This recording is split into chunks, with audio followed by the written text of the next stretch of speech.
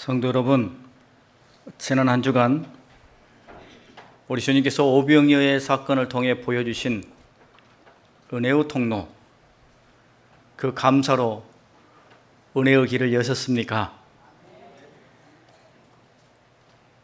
우리의 원대로 주시는 주님의 은혜 받아 누리셨습니까? 버릴 것이 없는 은혜였습니까? 오늘 우리가 읽은 본문의 말씀은 오병이어 직후입니다. 놀라운 이적과 은혜를 베푸시고 또 그 은혜를 받아 누린 숱한 사람들을 향해 우리 주님께서는 받은 바 은혜를 어떻게 지켜야 하는지를 오늘의 말씀과 그 이후의 말씀을 통해 우리에게 가르쳐 주십니다. 은혜를 받은 자가 받은 바 은혜를 어떻게 지켜야 하는지 그 길을 우리에게 보여주십니다. 우리는 지난 목요일 우리 주님께로부터 풍성한 은혜를 경험하였습니다. 할렐루야. 찬양과 말씀의 집회에서 주님께서 우리 가운데 임재하시고 우리 각자를 만져주시고 품에 안아주시는 것을 경험하였습니다. 이번 목요 집회를 준비하면서 그 시작점에 주님께서 제 마음에 품게 하신 것이 있었습니다. 그것은 우리 교회, 우리 교우들, 우리 청소년들과 청년들이 찬양 가운데 임하시는 주님의 은혜를 깊이 경험하는 것이었습니다.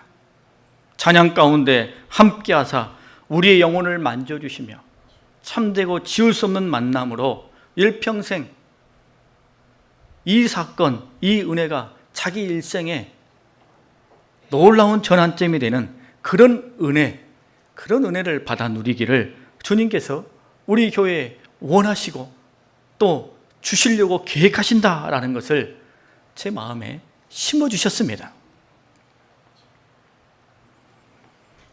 그래서 우리 교회에도 하음 찬양팀이 있음에도 불구하고 이번 집회에는 우리 청년, 청소년뿐만 아니라 우리 온 교우들이 온전히 예배에만, 찬양에만 집중하며 깊은 은혜 받기를 소망하였습니다. 그래서 외부에서 찬양팀을 모셔오기로 마음에 정했습니다. 여러분, 생각만 해도 쉽지 않았겠지요? 어느 교회 찬양팀이 선뜻 자원하는 마음으로 오겠다고 하겠습니까? 아시다시피 한창 각 교회마다 여름 사역이 시작되었거나 여름 사역을 한창 준비하는 기간인데 그것도 평일 저녁 여기까지 와준다는 것은 쉬운 일은 아닙니다. 그래서 주님께서 이 일을 제 마음에 심어두셔서 어느 교회 어느 찬양팀을 부를까 기도하며 고민에 빠졌습니다. 근데 선뜻 정해지지가 않았어요. 전화기를 들지 못한 채 이리저리 고민하고 있던 찰나에 처음 생각했던 몇몇 교회에 들어있지 않았던 목요일날 온 그 교회 찬양팀이 불현듯 떠올랐습니다.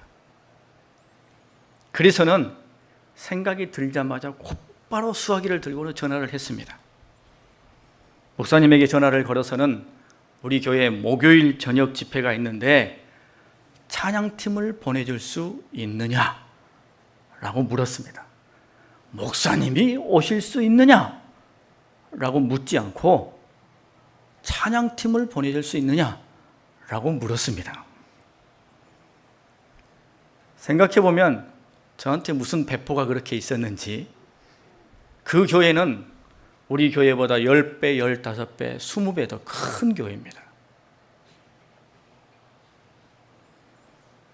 그런데 한치의 고민도 없이 대뜸 찬양팀을 보내줄 수 있겠느냐? 라고 제가 여쭈었더니 저쪽 편에서도 한치의 고민 없이 네, 그러겠습니다.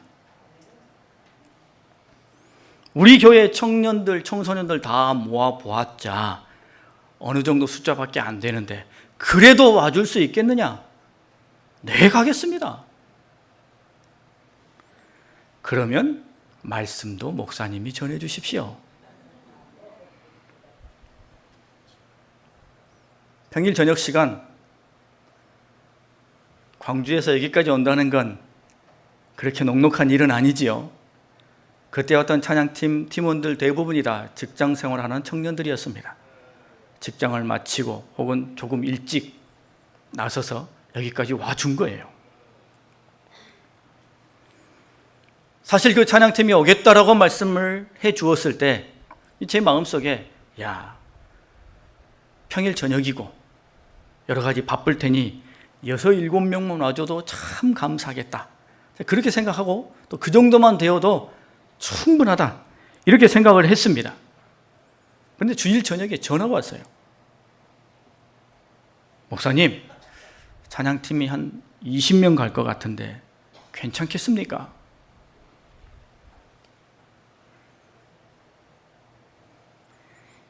제가 그 말을 들으면서 야, 주님이 우리 교회를 사랑하시는구나. 속으로 할렐루야를 외쳤습니다. 우리 교회 청소년, 청년 모인 숫자만큼이나 똑같은 찬양팀이 온다니 주눅들 일도 아니고 부담스러워할 일도 아닙니다. 주님께서 우리에게 은혜 주시고자 이와 같은 일을 주께서 행하시니 은혜 받을 뿐이지요. 은혜 누릴 뿐입니다. 물론 마음의 작은 불안 한켠에 조그맣게 있었습니다. 왜냐하면 그 목사님 말씀 제가 한 번도 들어본 적이 없었습니다. 그 찬양팀 한 번도 본 적이 없었어요. 근데 하나님께서 그 찬양팀과 교회를 떠올리게 하시고 거기에 전화해서 단번에 서로 그렇게 된 것 하나님의 은혜 아니겠습니까? 약간의 불안함은 저로 하여금 더 기도하게 했어요.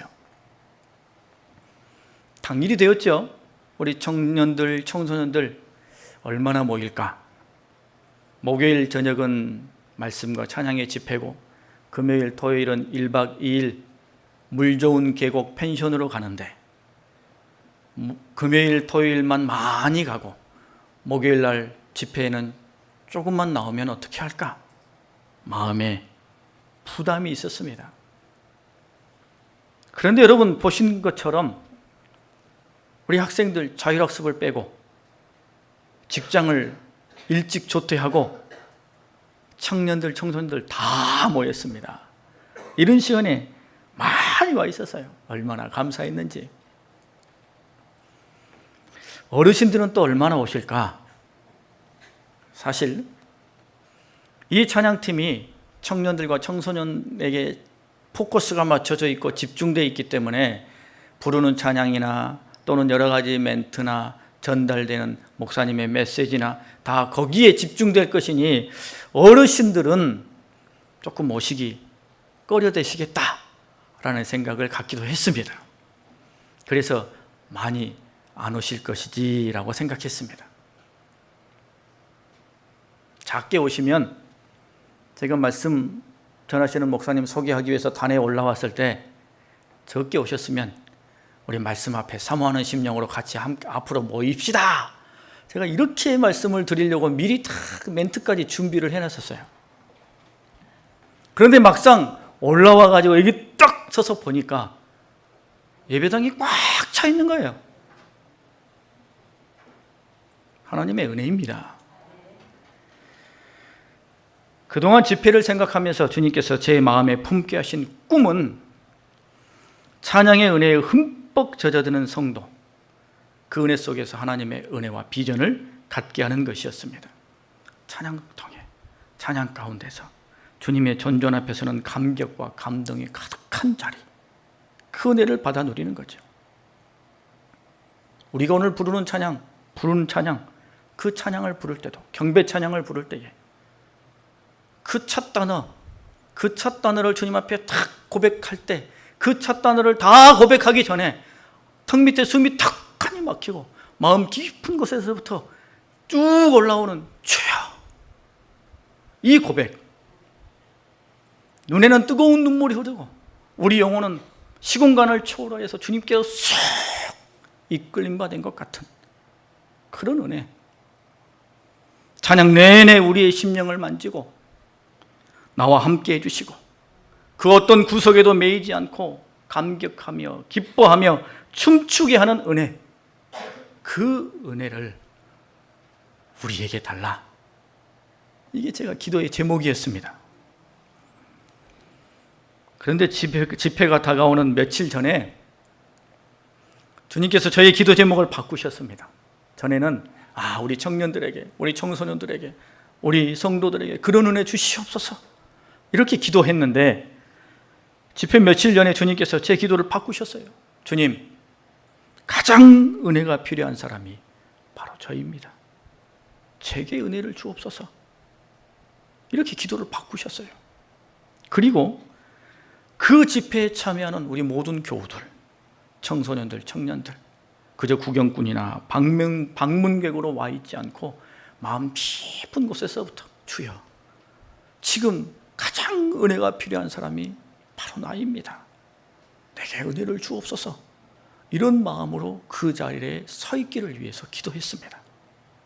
그리고 이 말을 오는 이 찬양팀에게 꼭 해주고 싶었어요. 제가 그 찬양팀 우리 교회에 와서 좀 찬양 인도해 주세요 했더니 모두가 다 시골에 있는 아주 작은 교회를 생각했답니다. 찾아오면서 우리가 가서 작은 교회를 섬겨주리, 우리가 은혜 끼치리, 이런 마음으로 오지 말고 이 자리에 섰을 때 같이 나도 찬양을 인도하는 리더부터 찬양팀 단원들 모두 다 마음 깊은 곳에 예배자로 서서 주여, 지금 가장 은혜가 필요한 사람이 바로 나입니다. 내게 은혜를 주옵소서 라는 마음으로 찬양해 주었으면 하는 마음이 있어서요. 이 말을 꼭 해주고 싶었습니다. 그런데 참아 못했어요. 근데 찬양팀 리더 첫 마디의 고백을 들으면서 우리 하나님은 참 위대한 분이구나 라는 걸 깨달았어요. 본인들도 그렇게 기도하고 왔다는 거예요. 집회 시작 전에 우리 교회 드럼 뚱땅뚱땅 두드려 보면서 엉망진창인 소리에 당황하는 이 드러머의 표정을 보면서 제가 약간 속이 상했습니다만, 그러나 찬양이 시작되면서 은혜의 바다에 붕덩 빠졌습니다. 하나님의 은혜가 쓰나미처럼 폭포수처럼 밀려오고 쏟아졌어요. 누구에게요? 나에게. 은혜는 감사로 시작되는 것이고 얼마만큼? 내가 원하는 만큼 주기를 기뻐하시고 내게 주시는 바 그 은혜는 하나도 버릴 것이 없는 값진 은혜를 주시는 분이 누구예요? 우리 하나님이셔요. 정말 제게 은혜가 필요합니다 라는 마음으로 서 있는 심령들에게 하나님의 은혜가 물밀듯이 임하였습니다. 저는 맨 앞자리에 앉아 있었기 때문에 저만 은혜 받은 줄 알았어요. 저만 은혜 받은 줄 알았어요. 제가 제일 은혜 많이 받은 줄 알았어요. 근데 나중에 보니 우리 각자가 다 제일 은혜 많이 받은 줄 믿습니다. 참 시간 가는 줄 몰랐습니다. 찬양 조금 더 했으면, 찬양 시간이 그렇게 짧은 줄 몰랐어요. 하나님의 은혜가 우리 심령을 만져주신 것입니다. 할렐루야. 우리 이 시간 한번 기도하실까요? 이 시간 조용히 주님께 집중하며 여러분의 마음의 문을 활짝 여시고 여러분의 마음의 중심으로 주님 앞에 나아가며 고백하시기 바랍니다. 주님, 이 시간 가장 은혜가 필요한 사람이 바로 저입니다. 이 시간 내게 은혜를 주옵소서. 나를 긍휼히 여겨 주옵소서. 여러분의 마음의 중심으로 주님 앞에 이와 같이 기도하시기 바랍니다. 우리 한번 기도하겠습니다. 주님, 이 시간 내게 가장 주님의 은혜가 필요합니다. 아버지, 내게 은혜 주옵소서. 하나님, 나를 만나 주옵소서. 내 심령을 붙들어 주옵소서. 주님께서 베푸시는 은혜, 주님께서 역사하시는 은혜, 오늘 내 심령 가운데 담게하여 주시옵소서. 은혜로 역사하여 주시옵소서.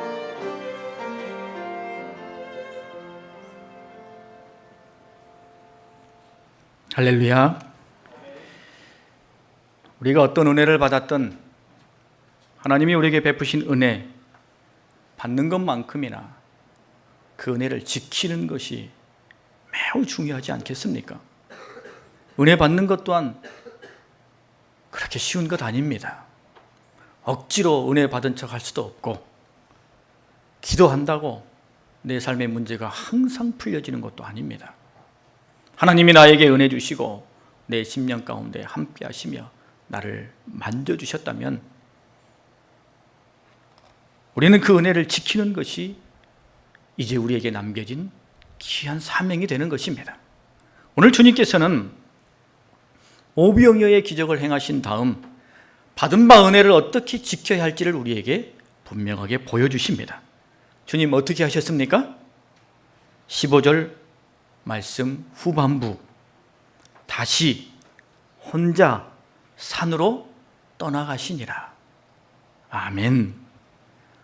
어마어마한 이적을 행하시고 그에 따른 사람들의 환호와 찬사가 주님 주변에 가득 차 있고, 주님을 향해 당신 같은 분 없으니 우리의 임금이 되어주소서, 우리의 대통령이 되어주소서, 바짓가랑이를 잡고 늘어지는 그 사람들의 틈바구니 속에서 우리 주님께서는 다시 혼자 산으로 떠나가셨습니다. 은혜를 행하시고 은혜를 베푸시고 다시 혼자 산으로 가셨어요. 거기서 하나님과 깊이 만나셨습니다.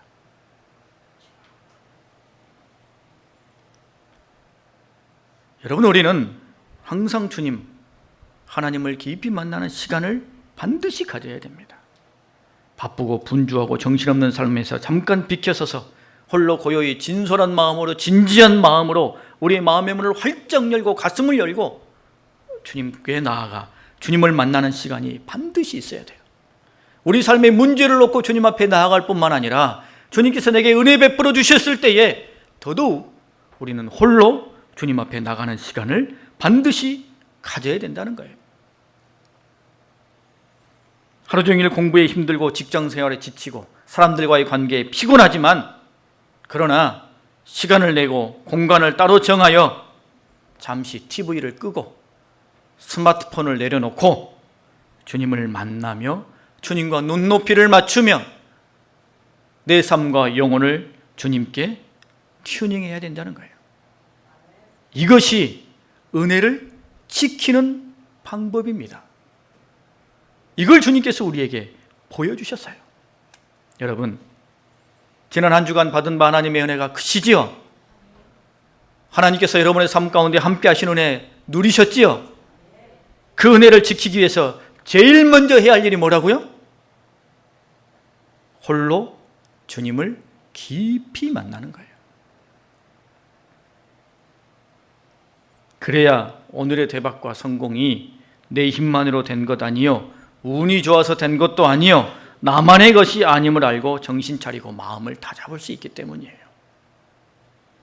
주님의 은혜임을 알고 기고만장과 교만을 버리고 언제나처럼 겸손과 진솔함으로 주님 앞에 나아갈 수 있기 때문입니다. 반드시 홀로 주님을 만나야 돼요.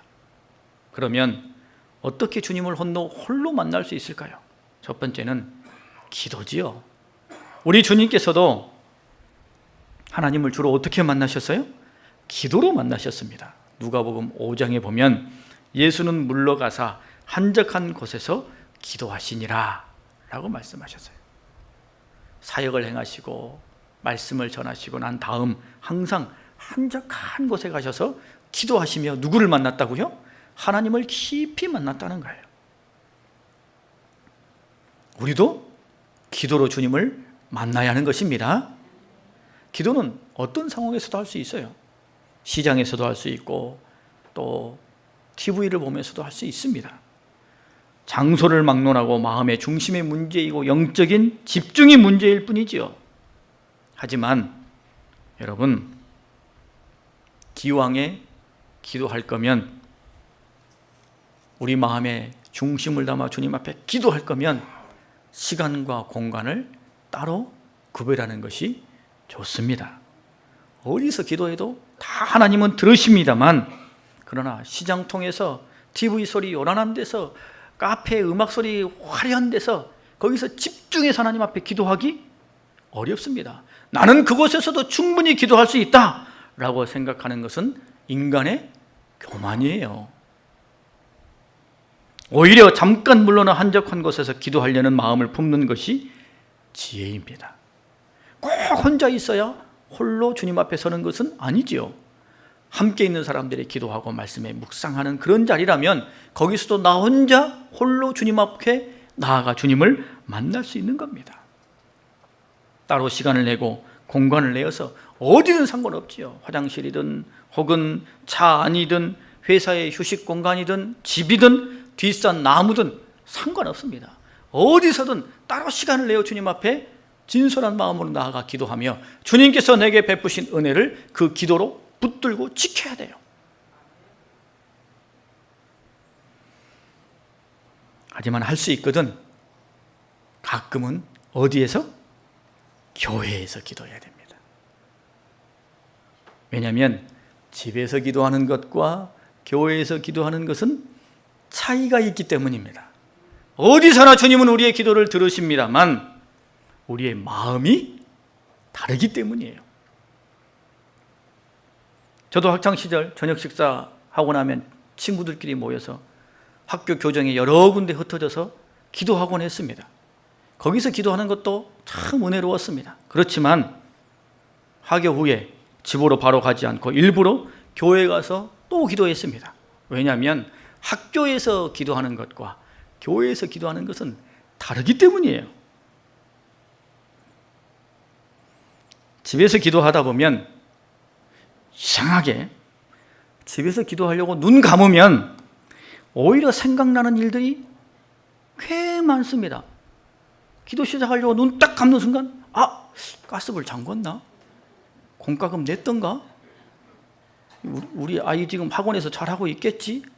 평소 생각하지 않았던 것들도 집에서 기도하려고 눈 감으면 다 생각나요. 밑에 다 가라앉아 있었던 이 먼지가 다시 다 이렇게 솟아나는 것 같아요. 집에서는 처음에 무릎 꿇고 기도하다가 좀 지나면 아이고 좀 앉아서 기도해야 되겠다. 앉아서 기도하다가 좀 더 지나면 다리 뻗어야 되겠다. 다리 뻗어서 기도하다가 조금 더 지나면 아이고 하나님은 어떻게 기도해도 다 들으시는데 하고 어떻게 해요? 누워서 기도합니다. 제가 그랬어요.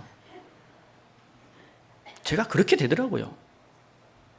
기도는 주님께서 어디서나 들으십니다만 그러나 기도의 마음가짐과 집중이 다르기 때문에 종종 교회에 나와서 기도해야 되는 겁니다.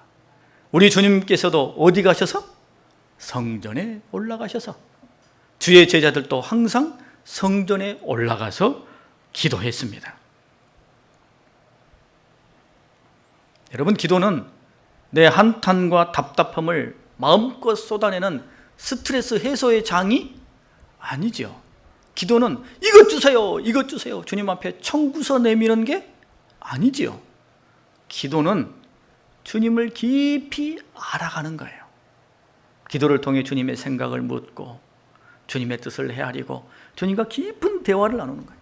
여러분, 그냥 인사만 하고 지내는 사람 100번 만나고 1000번 만나고 10,000번 만나도 그냥 인사만 하는 그 정도 수준밖에 모릅니다. 하지만 한번 시간 잡고 날 잡아서 탁 털썩 같이 주저앉아서 같이 쌈 싸먹어가면서 짜장면 같이 먹어가면서 흉엄을 다 보이면서 그렇게 깊이 대화하면 나도 그를 그가 알고 그도 그를 나도 아는 거예요. 기도는 그겁니다. 주님과 깊은 대화를 통해 하나님을 더 주님을 더 깊이 알아가는 거예요. 주님을 보면서 누구를 알게 돼요? 그러면 나를 알게 돼요. 내가 얼마나 사랑받는 존재인지, 내가 얼마나 놀라운 존재인지를 알게 된다는 거예요. 종종 우리는 기도할 때 이렇게 기도하며 이런 태도로 앉아있을 때가 있습니다. 어떤 태도냐면 뭘 질문할지도 잘 모르겠고 뭘 요구할지도 전혀 알지 못하는 면접관 앞에서 정답을 말하려고 전전긍긍하는 수험생과 같은 마음으로 하나님 앞에 기도할 때가 있어요. 그럴 때 있죠? 주님 듣기 좋아하는 말, 이렇게 말하면 주님이 좋아하시겠지. 그런 말을 하고 있다는 거예요. 그렇게 해서는 주님과 깊어질 수가 없습니다.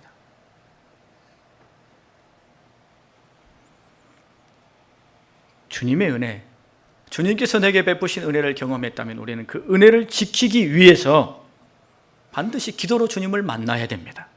나 혼자 주님과 만나는, 주님께서 혼자 산에 올라가신 것처럼 주님과 기도로 깊이 만나는 자리가 있어야 되는 거예요. 어디서든 기도해도 됩니다만, 그러나 교회에서 기도하는 것 또한 큰 유익입니다. 그 기도를 통해 주님을 깊이 알아가시고 오늘 내게 베푸신 주님의 은혜가 무엇인지, 주님의 깊은 뜻이 무엇인지를 헤아리시는 것을 통해 내게 주신 은혜를 확고하게 지키시는 그런 은혜로운 삶이 되시기 바랍니다. 두 번째는 말씀으로 주님을 만나야 됩니다. 여러분, 주의 말씀 가까이 하시지요? 주님의 말씀이 여러분의 심령 가운데 있으시지요? 대개 사람들은 이렇게 묻습니다. 당신 인생의 영화 있습니까? 당신 인생의 노래 있습니까? 당신 인생의 책 있습니까? 라고 묻습니다. 면접관한테 가면 이거 꼭 물어요. 그러면 이제 준비하죠. 나는 포레스트 검프가 내 인생의 영화입니다. 땡벌이 내 인생의 노래입니다. 뭐 이렇게 말하죠. 여러분 인생의 성경 말씀은 무엇입니까? 여러분 인생의 성경 구절은 어떤 것입니까?